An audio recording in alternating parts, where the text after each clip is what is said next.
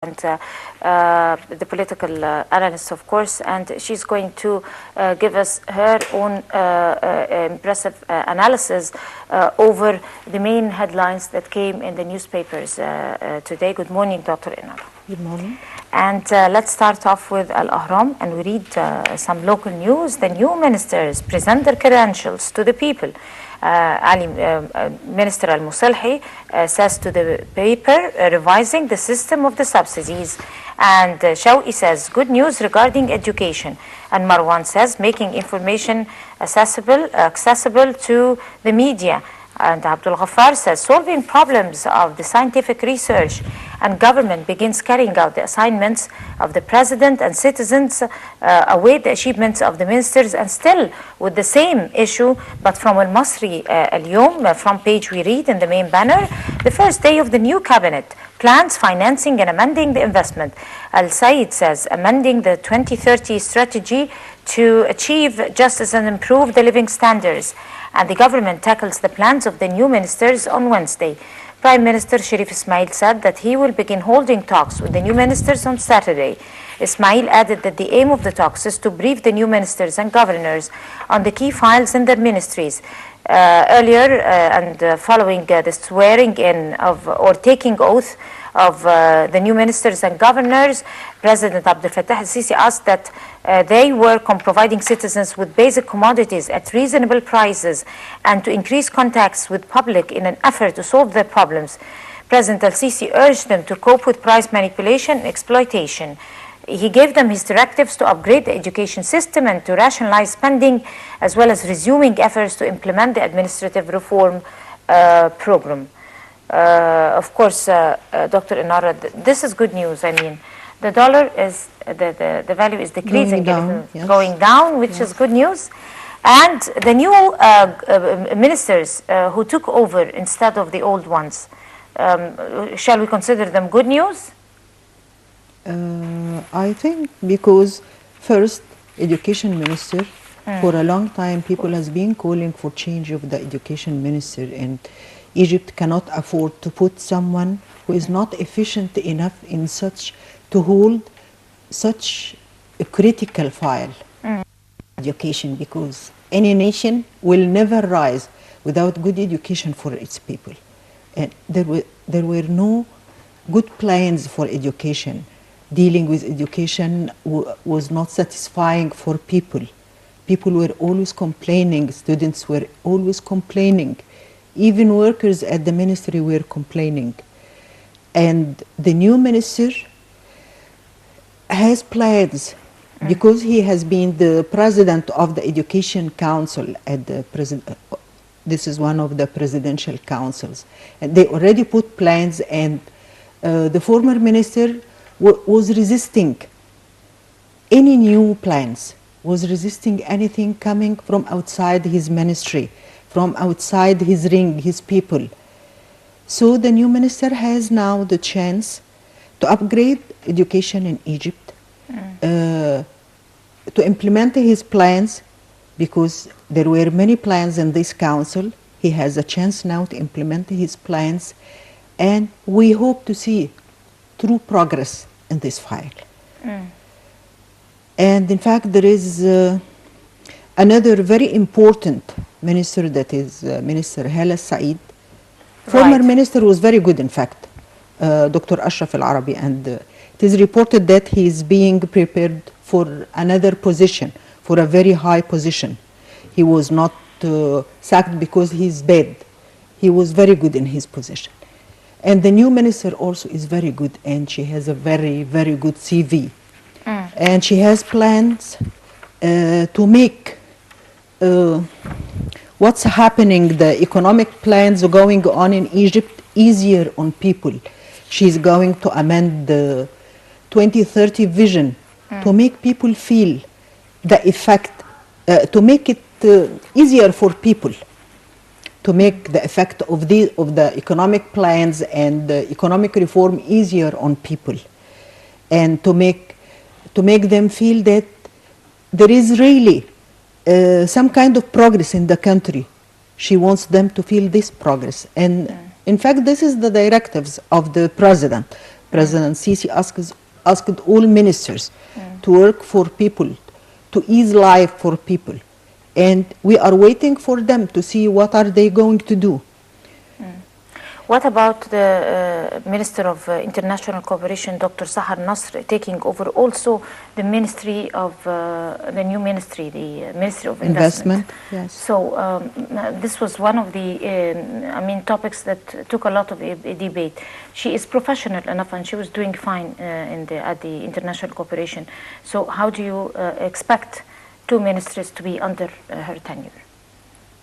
In fact, incorporating two ministries means a lot of responsibility. Of course. I prefer every ministry to have a different minister. But it was said that she was very successful in getting loans for Egypt, and they are expecting her to bring some kind of financial help for investment, for private sector, to bring some kind of financing, outside financing for the private sector.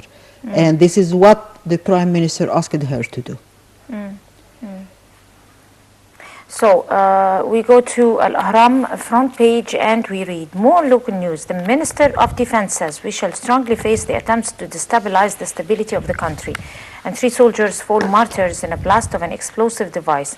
3 soldiers fall martyrs and 4 others injured from the heroes of the armed forces in a blast of an explosive device at the Jabal al-Halal area. The death of a number of Takfiri elements in the area. Still with the same issue, but from Al-Akhbar, front page we read, during his visit to the wounded troops of the combating terrorism operation, Minister of Defense says we shall continue with our efforts to overcome the attempts to destabilize the homeland all over the country. The Minister of Defense visits the wounded of operations of combating terrorism, accompanied by a number of high-ranking officials or officers. The General Commander of the Armed Forces, Minister of Defense Sadi Sobhi, visits army troops currently hospitalized after being injured in action in Sinai. And during the visit, he stresses that terrorist attacks in Sinai will never affect the will of the armed forces and heroes and defend their countries or the will of the Egyptians. The same issue also came in Al-Masri al-Yawm. 3 soldiers fall martyrs, and the Minister of Defense visits them, and he expresses appreciation, of course, to all their sacrifices for the sake of our homeland. So how do you see these terrorist operations taking place? They are declining a lot. They have been declining, compared to previous years. We are in full control now. Egypt is in full control compared to Western countries, for example.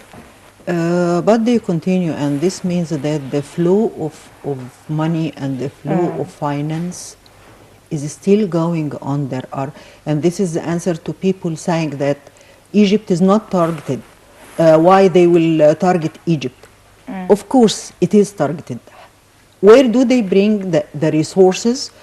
How do they bring the resources to continue this war? Exactly. Where do they get the weapons? Where the flow of arms come from? Who helps them? There are regional powers and some neighbors, unfortunately, they are helping them. And I think Egypt must answer more harshly to these people, because we have an answer. They have files in their country. We can answer. I don't know, why don't we interfere?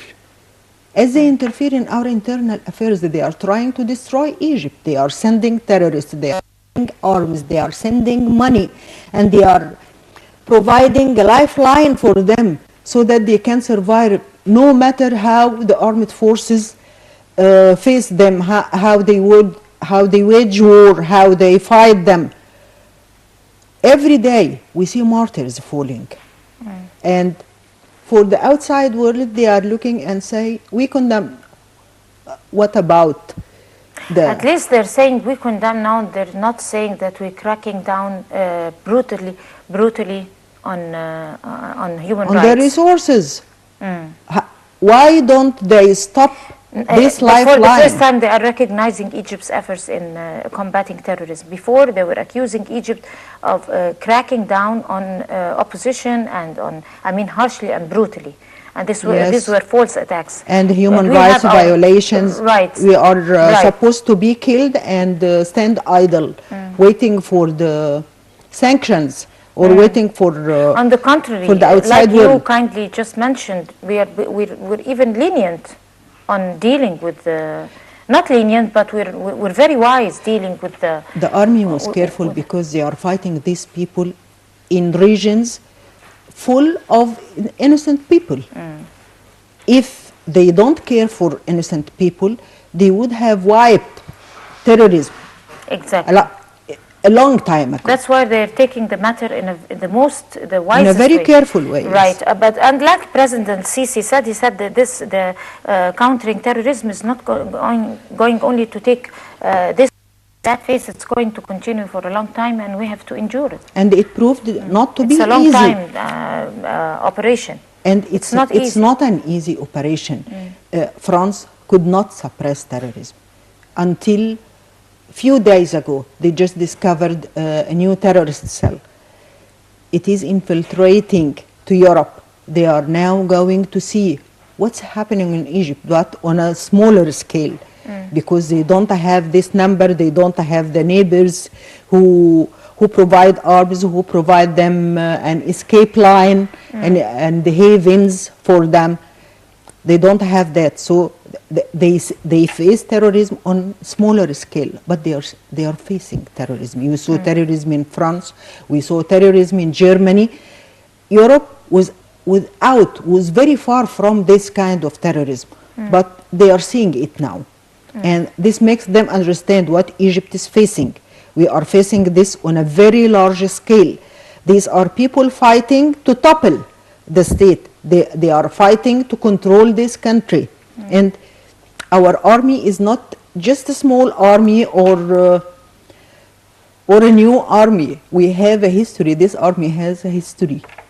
For a very long time, it's a very strong army. It's very difficult for them to defeat this army. One of the most courageous armies, and it's enduring a lot. I mean, it's taking And a lot efficient. over its shoulders. It's not only courageous, they are efficient. And taking the lead. Of course. Have the Egyptian army have been present in the region, the whole region would be destroyed.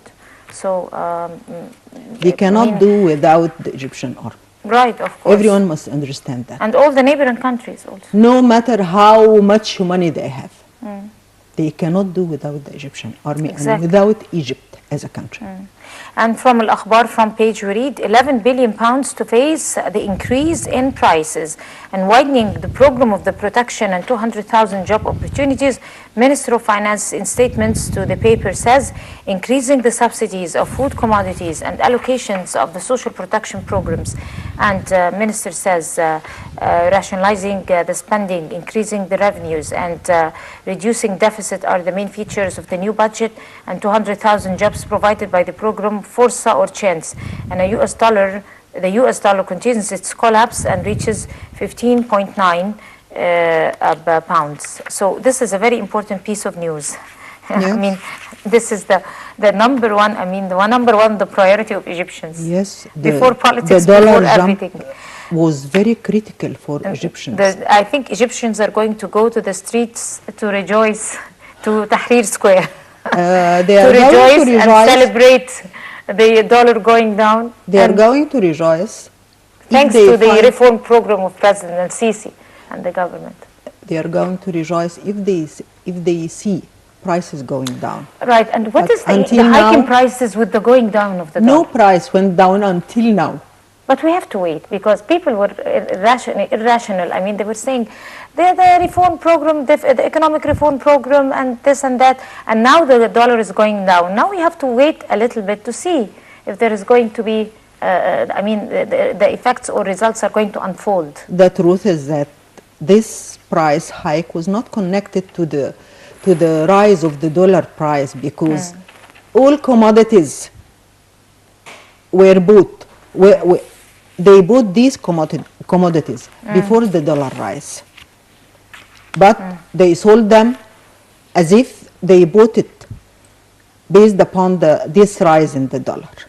Now the dollar is going down, but they don't lower prices. This means there is a kind of monopoly, and there is exploitation of the people, and the people course. has a role to play. If they boycott these commodities, or if even they lower their consumption, traders or merchants will have no choice but lowering prices. But the problem, doctor, is some of these products are nutritious Are vital. to people, are vital to students in the schools. I mean, like eggs, like chicken, like some types of food. You cannot cut it down, shut it down. I mean, from your life, because there are students in schools, there are people, there are sick people, there are people who need to eat. I mean, it's impossible. I don't mean that people don't eat. I mean, boycott. Say, for example, we will boycott meat for a month because it's going very high, or It's boycott impossible. chicken. The prices of meat. And there is, I was saying that there is exploitation of the people, because Definitely. the second day the government decided to stop importing chicken, Egyptian chicken, local chicken were rising. The prices of local chicken were rising. This means only exploitation. Right, It and doesn't people- have any other meaning. And the sarcasm in this situation about the chicken, importing chicken, was that all the people, I mean, the newspapers and the people, the Egyptians, were opposing the importing of those chicken. I mean, that decision, that popular decision last month Yes. or the month before, and they were siding with the local traders of the, people who trade chicken, chicken trade in Egypt, the Yes. Egyptian chicken trade. And their thank you was rising, monopolizing the market Yes, to the yes. Egyptians, which was very funny, by the way. Of course, you're very right. I mean, it's the market, the monopoly in the market that is annoying the people, Yes. not the government that is taking the decision, but the government is in effect, and it's taking the right direction, hopefully, inshallah. We need Good monitoring. news. We need monitoring. Of course, we need monitoring all the time. I guess we'll have to end it here with the President, just Dr. Hala Enara. Thank you very much for your very valuable input. Every time you come over, you honor us with coming over to the breakfast show. You're welcome. Thank you very much. And we're going to go to a short break and we'll come back to you, so stay with us.